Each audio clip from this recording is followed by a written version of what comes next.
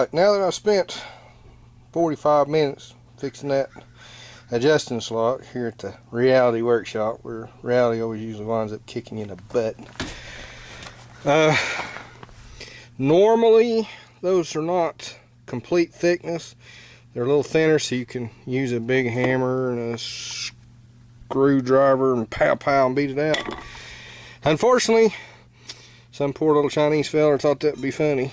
Left it the same thickness. I tried beating, thrashing, couldn't do it.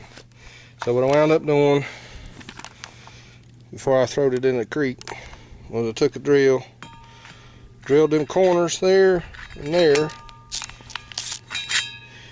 and took my old handy dandy file and then cut the rest of that out, squared it up. There's a rubber plug that normally goes in there, keep water out of your brake shoes. Like I said, I had to drill those holes there and there, there. I had to drill them holes up because they were too small. Imagine that. Brake shoes are back on. It's relatively pretty simple. Even those who've never done it, it's not too awful bad.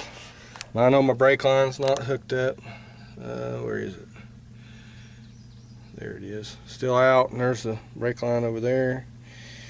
See the hose? I'm still working on that. I've got to widen that hole out.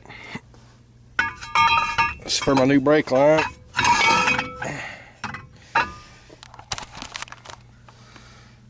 Let's see here.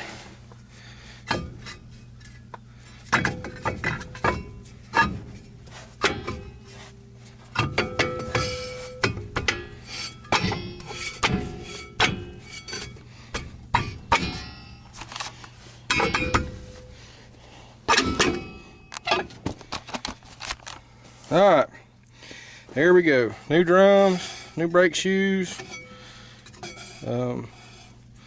Just got to do adjustments to it down here against the adjusting wheel. Bring the shoes out and get enough drag on them first.